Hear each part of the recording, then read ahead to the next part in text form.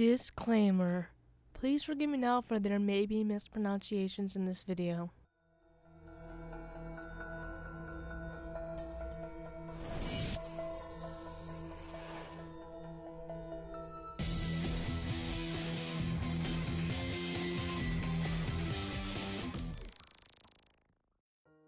There are invisible lines connecting the towns of Abingdon, Freetown, and Rehoboth in Massachusetts that researcher Lauren Coleman identified as Bay State's Bridgewater Triangle. It is an area of 200-some square miles full of spirits, UFOs, and monster sightings that still plague the area until present day.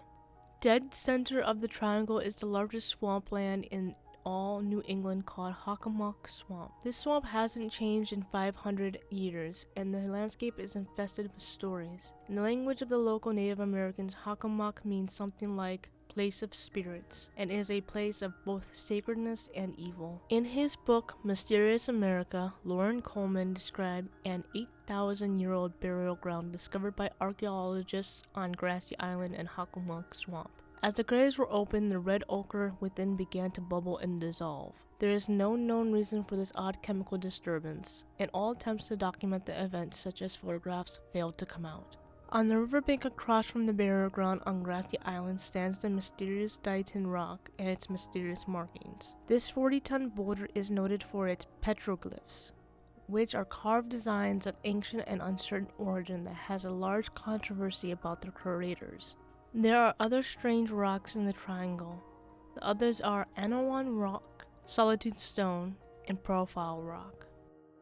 People have experienced UFOs frequently in the triangle. The first known sighting of a UFO happened in 1760. It was another regular morning when settlers of New England woke to a strange noise. No one could identify what the noise was, but it came from the sky. Many witnesses saw a strange glowing shape in the sky in broad daylight. From Roxbury to Bridgewater, Massachusetts, people saw this shape.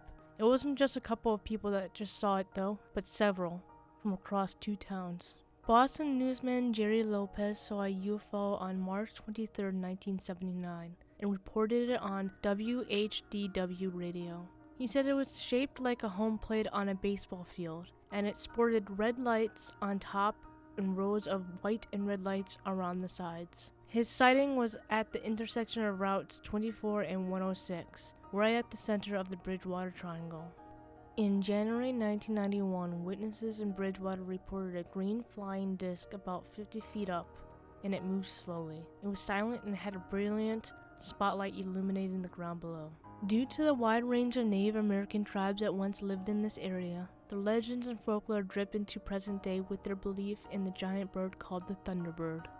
One sighting occurred in the summer of 1971 at 2 o'clock at night. Norton Police Sergeant Thomas Downey was patrolling along Winter Street in Mansfield on a place known as Bird Hill. He spied a gigantic winged creature that flew straight upward when he saw him. It was over 6 feet tall with a wingspan of 8 to 12 feet. When other police arrived at the scene, large three-toed footprints were found at the scene.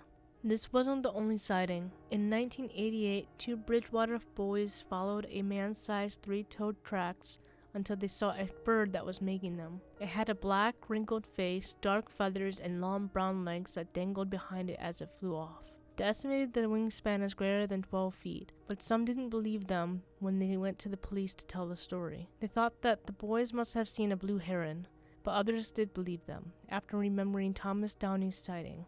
In 1992, in Taunton, the bird was seen again. Witnesses described its wingspan as 10 to 12 feet. However, this time people described it as looking less like a bird and more like a man with wings. One of the most well-known cryptids have also been spotted in the triangle, Bigfoot.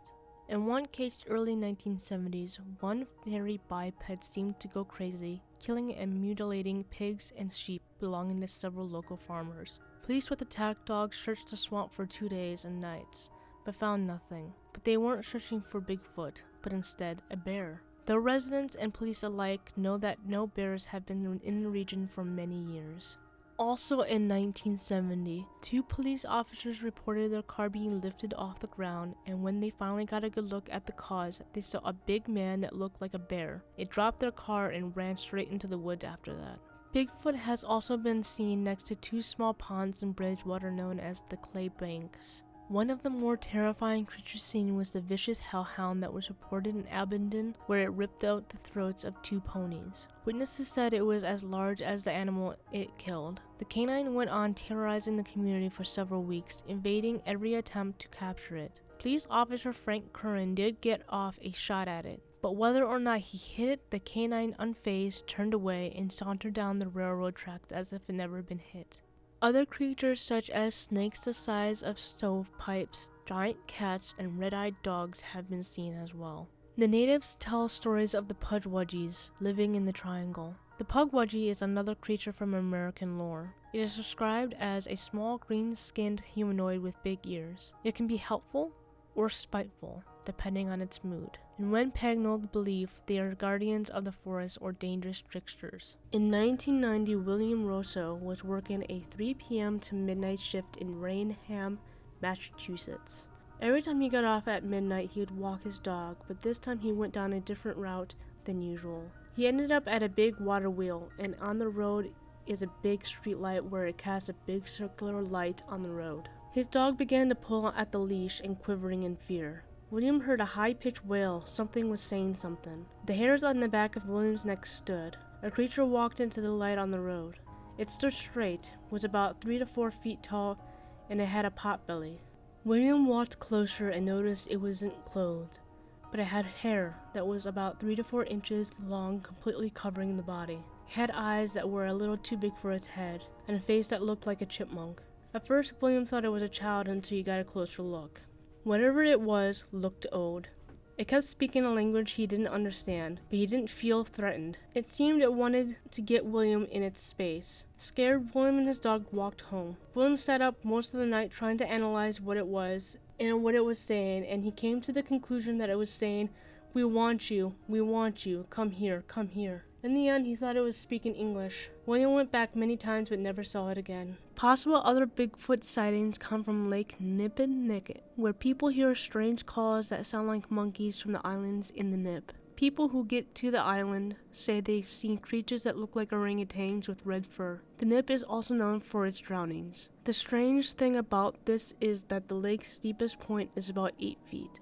It is said that the land of the triangle is cursed by the ancestors of the Native Americans due to conflict with the colonial settlers. A reverend object of the Wampanoag people, a belt known as the Wampum Belt, was lost during the King Philip's War. Legend says that the area owes its paranormal unrest to the fact that the belt is lost from the native people, and still is lost. There was also the curse from King Philip, also known as Chief Metacom, who cursed the land on his deathbed. The chief was lying in the swamp when he placed a curse before passing away in the mud during the war. Because of the war and the colonizations of the colonial settlers, there were a lot of massacres at the time of the Native American tribes, and now the land is haunted from the spirits. Most populated area of the spirits is called Profile Rock.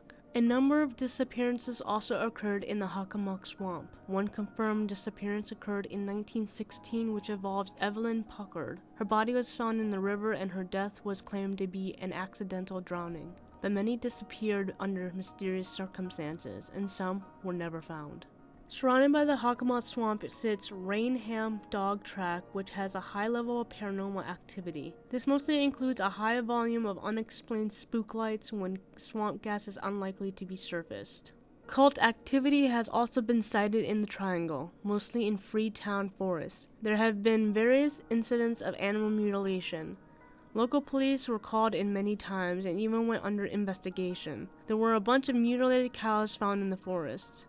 The people responsible were never caught. One popular ghost is the red-headed hitchhiker. A man and a woman were driving along Route 44 when they pulled over to find a payphone. The man on his way to the payphone saw a red-headed stranger walking along, and he looked like he needed help. So the man went up to the red-headed guy and asked if he needed assistance. The red-headed guy didn't reply.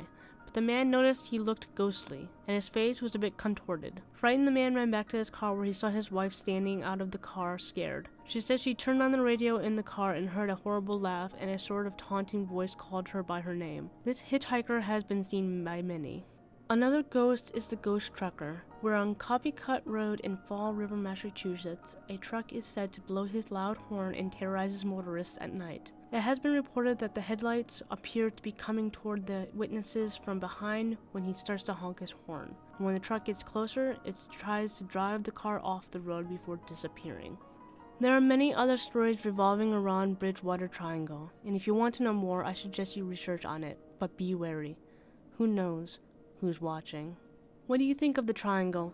Did you like this video? Want to support this channel and get early access? Feel free to check out my Patreon page where I create content on cryptids, hauntings, alien abductions, serial killers, and much more. Can't support me there? Like, comment, subscribe here.